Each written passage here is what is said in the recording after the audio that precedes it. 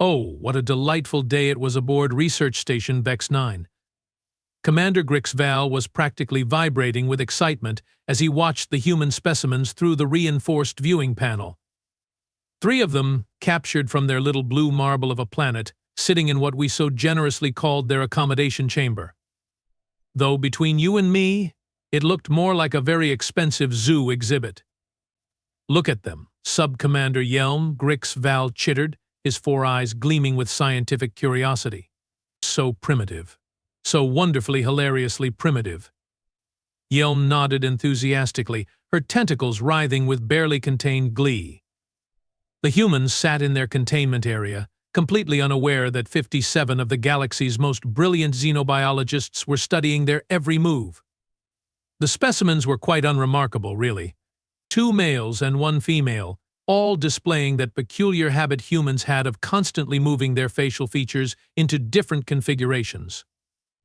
The first human designation subject Alpha was a lanky creature with yellow head fur and pale skin. He kept running his digits through his cranial covering while staring at the walls. Such odd behavior. Subject Beta was shorter, stockier, with darker skin, and no head fur at all.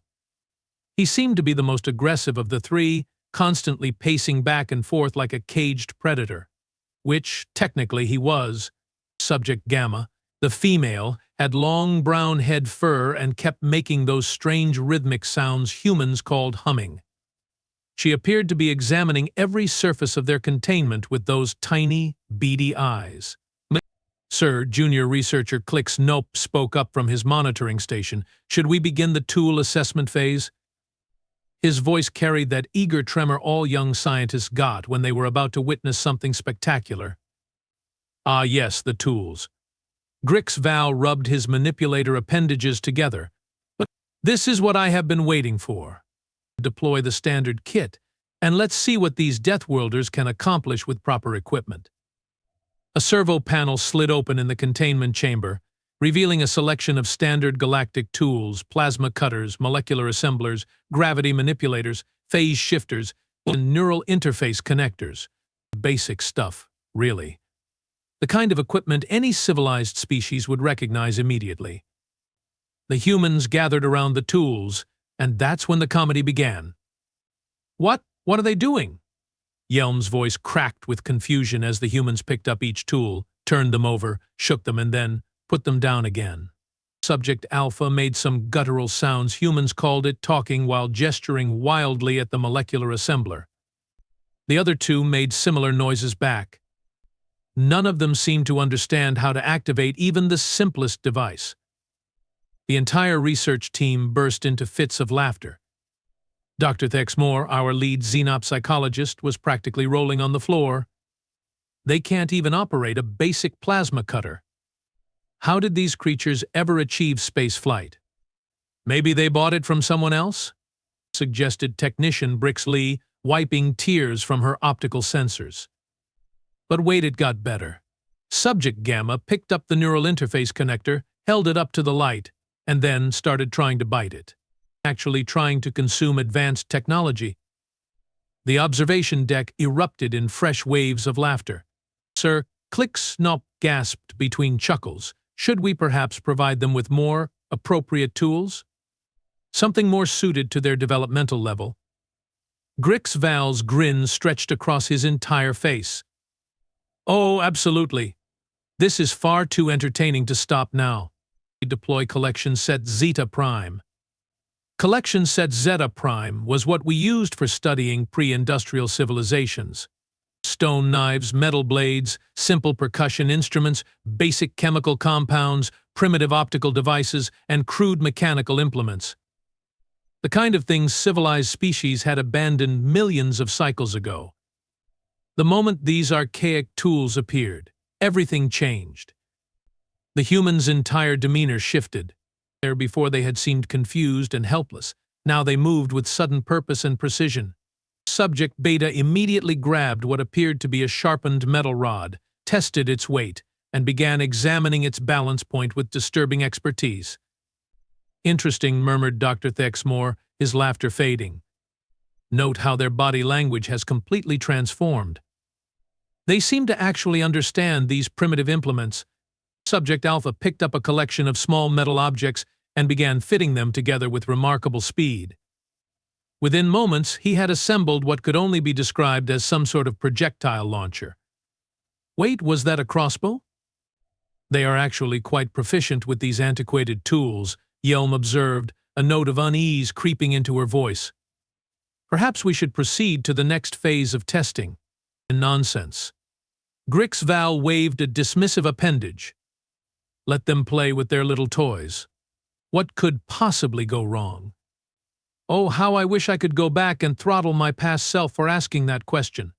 Subject Gamma had found the chemical compounds and was mixing them in ways that definitely weren't covered in any standard safety manual. She seemed to know exactly what she was doing, measuring proportions with the kind of precision that spoke of extensive training. Sir Clicksnop's voice had lost all traces of amusement. The chemical scanners are detecting some rather concerning reactions in their containment area. Concerning how? Grix Val was still watching with scientific fascination as Subject Alpha completed his projectile weapon and began crafting what looked like ammunition from scavenged materials. Well, sir, Subject Gamma appears to be creating explosive compounds. And Subject Beta has fashioned what our computers identify as an edged weapon specifically designed for close-quarters combat. That's when the first alarm started ringing. Alert! Alert! Unauthorized chemical reaction detected in Containment Chamber 7. Alert! Alert! The humans looked up at the sound, and for the first time since their capture they smiled. Not the innocent, confused expressions they'd been wearing. These were different smiles. Predatory smiles. The kind of smiles that made you suddenly remember why their planet was classified as a Class 12 death world. Shut down the chemical compounds. Grix Val barked. Neutralize the reaction. Can't, sir. Technician Brix Lee's tentacles were flying over her control panel. She somehow created a self-sustaining reaction that's immune to our standard neutralization protocols. How is that even possible? Subject Gamma stood up, holding what appeared to be a crude explosive device, and said something in their primitive language. Even without translation, the meaning was clear from her tone and expression. She was making demands. Get me a translator online now. Grix Val commanded. The translation came through the speakers a moment later, rendered in calm, mechanical tones that somehow made the words even more terrifying. We want to speak with whoever is in charge. We know you are watching us. We know this isn't just a room. And we know you have about 30 seconds before this little chemistry experiment gets very, very loud. The observation deck fell silent except for the increasingly urgent beeping of various alarm systems. Sir, Yelm whispered, what do we do? Grix Val stared at the humans, who were now standing in a defensive formation around their makeshift weapons. Subject Alpha had his crossbow aimed directly at the viewing panel, even though it should have been impossible for him to know they were being observed from that direction. How did they figure out we were watching them? Dr. Thexmore asked, his voice barely above a whisper. The answer came from Subject Beta, who held up a small piece of polished metal and angled it toward their hidden cameras. Reflection analysis, the translator supplied helpfully. Infrared heat signature mapping. Basic observation skills that any competent soldier learns in week 1 of training. Soldier. The word hung in the air like a toxic cloud. Sir Clicksnope's voice was shaking now. I'm reading massive structural vibrations from their containment chamber. Whatever explosive device she's created, it's powerful enough to breach the reinforced barriers. That's impossible. Grix Val protested. Those barriers can withstand direct plasma cannon fire. Subject Gamma held up her improvised bomb and spoke again. The translator dutifully converted her words. Your barriers are designed to disperse energy-based attacks. This is a good old-fashioned chemical explosive with shaped charges designed to focus kinetic force into concentrated pressure waves. Basic physics. Really. Though I suppose that might be advanced for whatever species builds containment chambers with such obvious structural weak points. She was lecturing them. This primitive creature from a backwater death world was giving the galaxy's leading xenobiologists a lesson in engineering, and she was right. 20 seconds, Subject Alpha announced calmly, his crossbow still trained on the observation panel. We suggest you start talking. Should we activate the emergency containment protocols? Yelm asked. Which ones? The neural dampeners? The atmospheric sedatives? The gravitational restraints? Grixval was cycling through options in his head. They are not using any technology we can disable, and they are operating purely on biological systems we don't understand. 15 seconds. Subject Beta called out. He had positioned himself near what their sensors now identified as the structural weak point Subject Gamma had mentioned. He was holding his improvised blade at the ready, and his stance suggested extensive training in close-quarters combat. The awful realization was dawning on the entire research team. They hadn't captured random specimens from a primitive world. They had captured soldiers, trained, experienced, incredibly dangerous soldiers who had just been handed a room full of materials and told to wait patiently while being studied like lab rats. 10 seconds. Open communications. Grixval finally screamed, "Whole audio-visual link."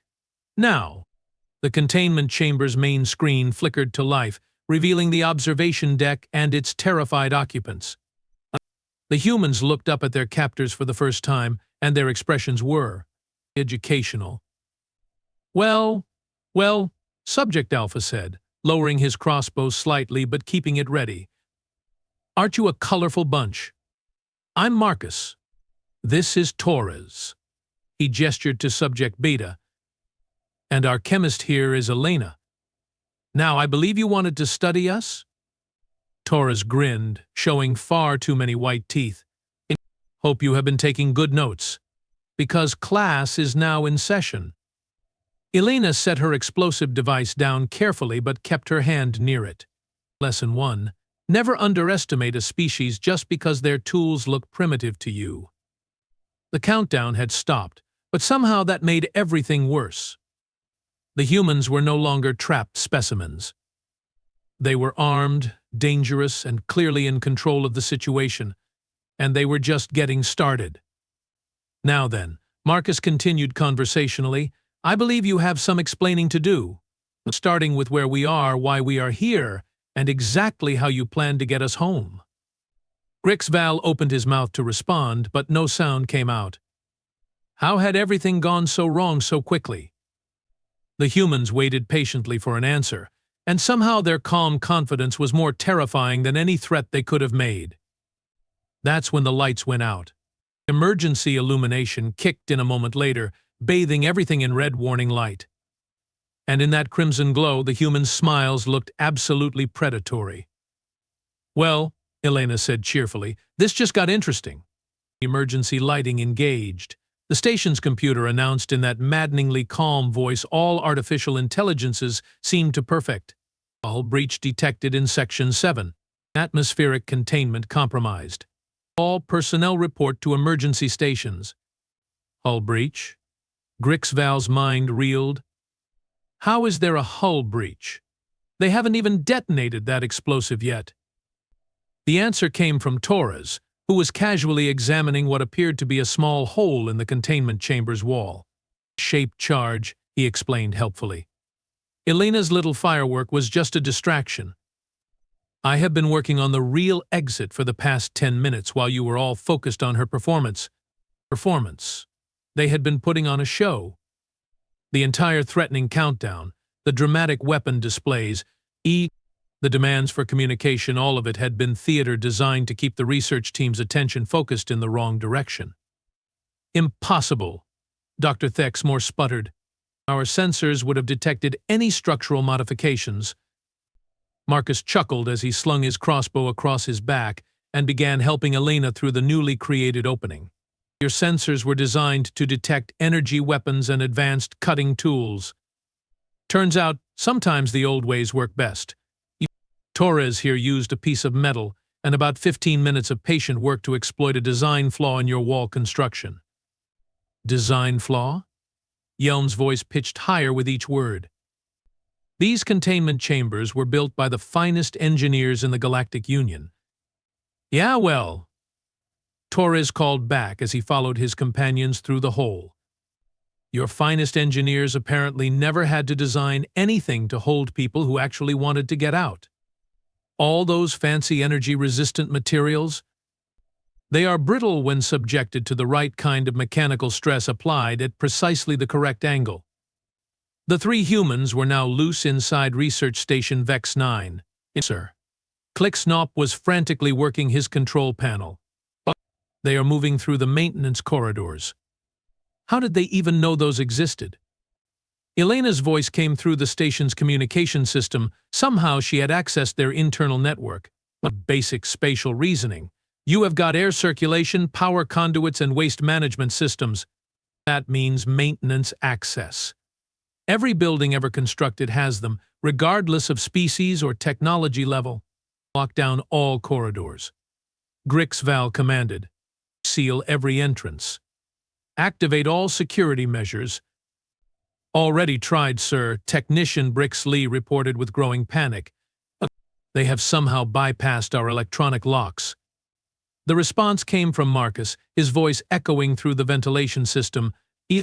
Electronic locks are great until someone shows up with a basic understanding of electromagnetic pulse generation using readily available materials.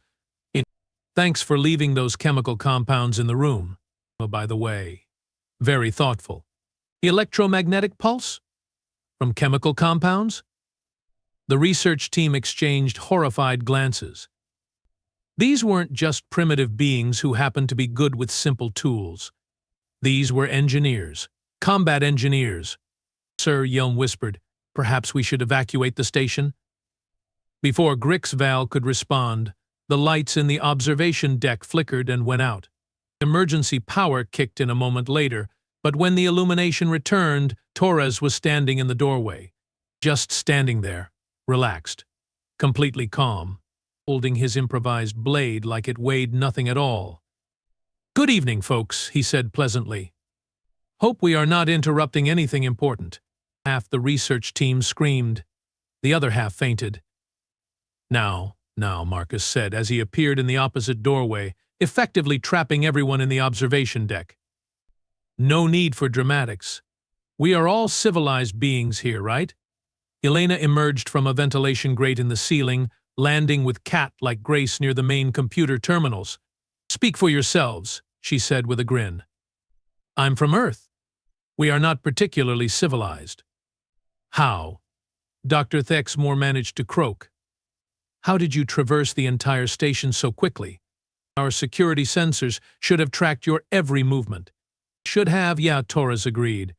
Except your security sensors are calibrated for species that evolved in low-gravity environments. You all move differently than we do.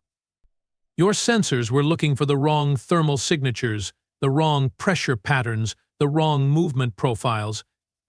Marcus nodded thoughtfully. Plus, you built this station assuming any intruders would be using technology. All your countermeasures are designed to stop plasma weapons, energy shields, and gravitic devices. None of them work very well against three humans with pointy sticks and bad attitudes. Elena had been working at the computer terminals while the others talked. Oh, this is adorable, she announced. According to your files, Earth is classified as a Class 12 death world with primitive inhabitants unsuitable for advanced study. Want to guess what our actual classification should be? She turned the main display screen toward the terrified research team. The information that appeared made Grix Val's blood turn to ice. Species designation, human. Planet of origin, Sol 3, colloquially known as Earth.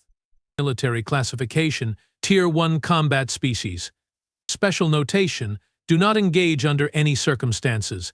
Recommended contact protocol, full diplomatic immunity with maximum security escort.